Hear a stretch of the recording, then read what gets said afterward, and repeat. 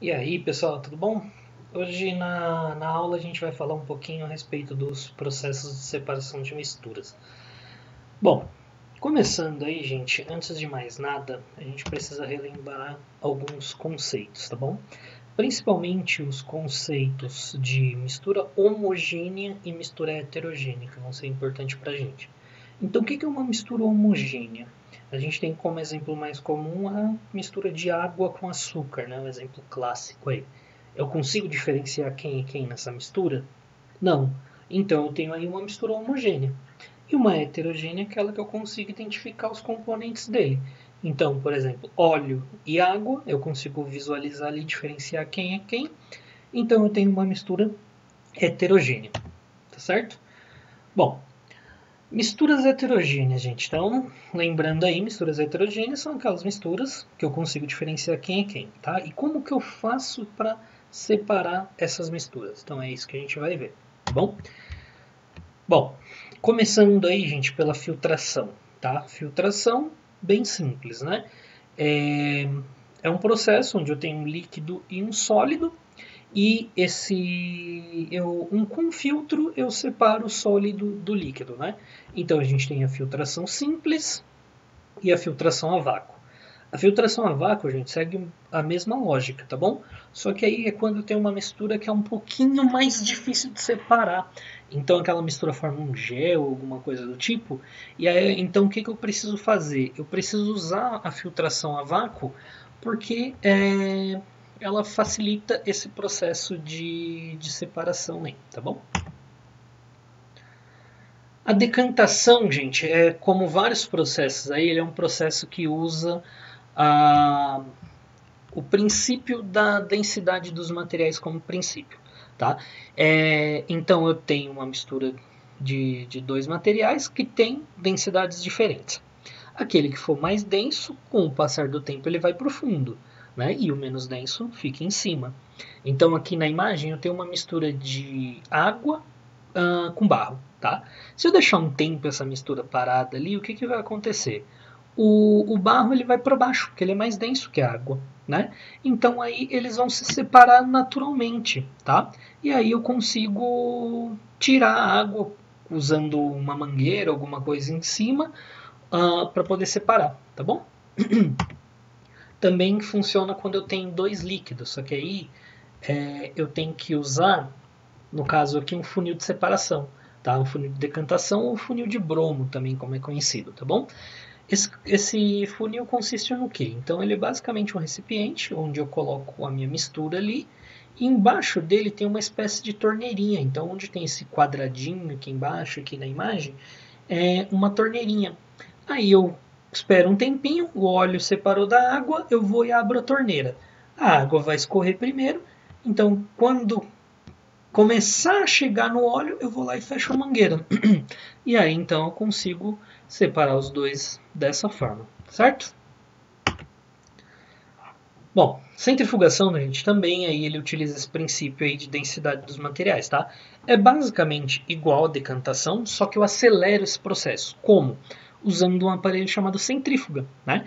Que vai girar bem rápido. E aí o que acontece? A força centrífuga feita sobre esse material aí acelera esse processo de decantação. Então é um jeito muito mais rápido de separar esses dois materiais, tá bom? Mas continua, de qualquer forma, em essência, é um processo de decantação. Só que é um processo de decantação acelerado, tá bom?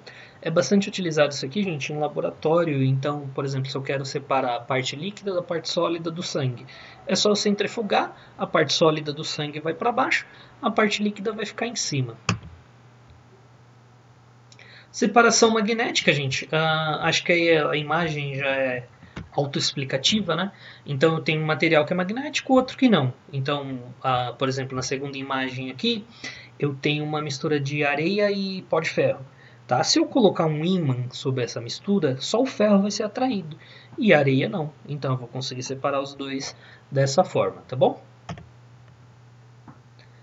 Levigação, gente. A levigação é um processo aí muito utilizado para mineração do ouro, no garimpo do ouro, né? Então, o que consiste isso daí? Tá? É, Eu tenho materiais ali também com densidades diferentes, e aí eu vou passar um fluxo de água por cima desse material, porque o mais denso vai ficar embaixo, então o ouro vai ficar embaixo. A areia vai ficar ali misturada. Esse fluxo de água então vai arrastar a areia e vai deixar o ouro embaixo, tá bom? Então dessa forma eu consigo separar aí também, tá bom? Não confunda levigação com levitação, nada a ver. Flotação, gente. Flotação, novamente, é um processo que se utiliza da densidade. Só que o que acontece aqui? Supomos que eu tenho dois materiais aí com uma densidade diferente. Então, na segunda imagem aqui, ó, do Becker. Eu tenho aqui uma mistura de areia e serragem, tá? O que acontece, gente? A serragem, ela é menos densa que a água. E a areia, ela é mais densa. Então, se eu jogar água nessa mistura, a serragem vai flutuar e a areia vai ficar no fundo. Então, assim, eu consigo separar esses dois aí, tá bom? Nessa primeira imagem aqui, gente, o que a gente tem? Esse processo ele é muito utilizado no processo de tratamento de esgoto, tá? Então esse tanque aqui chamado de flotador, ele faz o quê? Ele se utiliza desse processo. Então, se eu colocar um detergente, por exemplo, numa mistura e começar a borbulhar ar, perdão, vão se formar bolhas. Essas bolhas vão subir e aí vão subir arrastando junto a sujeira. A sujeira vai para cima, eu venho e passo ali uma régua, alguma coisa para limpar. Então essa espécie de esse negócio que tem aqui no meio, ele fica girando. E aí conforme ele vai girando, ele vai raspando essa espuma suja para as beiradas, tá bom? No caso de misturas homogêneas, gente, o que vocês têm que ter noção aqui? Não dá para usar processos mecânicos igual a gente estava usando agora, tá? Baseados na densidade ou simplesmente pegar, tirar com a mão, separar, tá? Esses processos aqui, eles precisam que eu utilize alguma variação física, certo? E normalmente utilizado aí é o que? Variação de temperatura.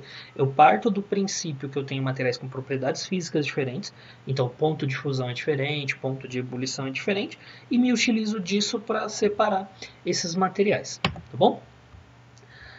Eu tenho, primeiramente aí, gente, a evaporação, tá? A evaporação é o quê? Deixar evaporar, certo? Então eu tenho uma mistura de um líquido e um sólido. Água com sal, por exemplo. Se eu deixar aquela mistura ali evaporar, o que vai acontecer? A água vai evaporar e o sal vai ficar ali depositado no fundo, tá bom? Então, é muito utilizado aí quando eu não preciso do líquido, eu só preciso do sólido, tá? Muito utilizado esse processo quando a gente tem para obtenção de sal de cozinha. Então, essa imagem aqui ele mostra uma salina, né? Então, se espalha a água do mar aí por uma superfície plana, espera a água evaporar e aí vai ficar só o sal depositado ali no fundo. Depois eu recolho o sal, certo? Destilação, gente, a gente tem dois tipos, destilação simples e a fracionada, tá? Guarda aí algumas palavrinhas-chave. Quando a gente está falando de destilação simples, a gente vai estar sempre falando de álcool, certo? Sempre não, né? Mas boa parte das vezes a gente vai estar falando de álcool. No que consiste esse método? Então, eu parto do princípio que eu tenho uma mistura de dois materiais com ponto de fusão, ponto de ebulição diferente. Por exemplo, água e álcool. Quem evapora mais fácil? O álcool, certo? Então, se eu manter essa chama aqui do bico de Bunsen, ou do aparelho que está sendo usado ali para esquentar essa mistura,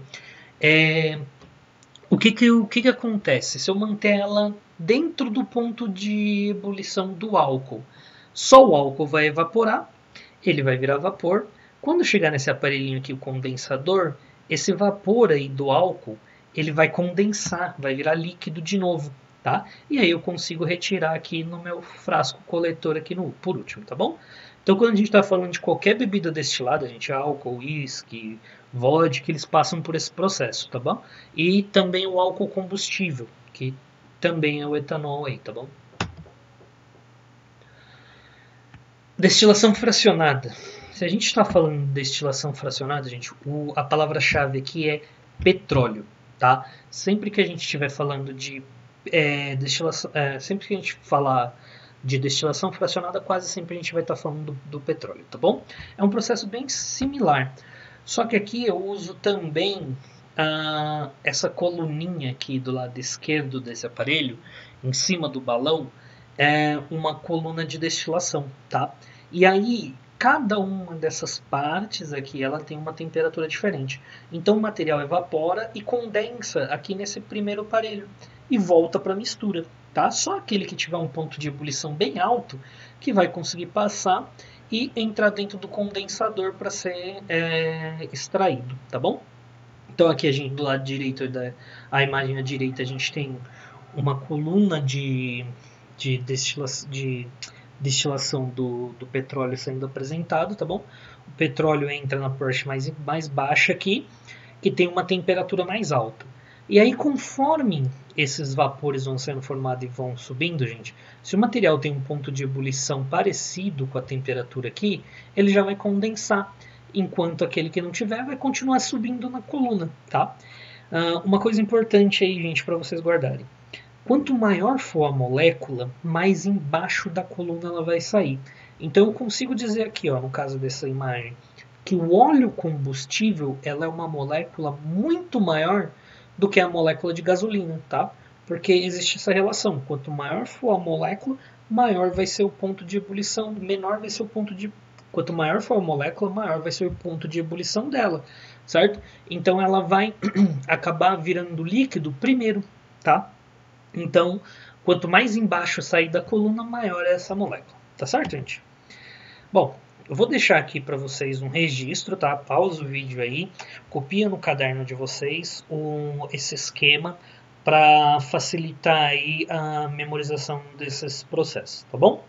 Então é isso, gente. Qualquer dúvida me chama lá no Classroom. Vou estar sempre à disposição de vocês. E até a próxima. Tchau, tchau.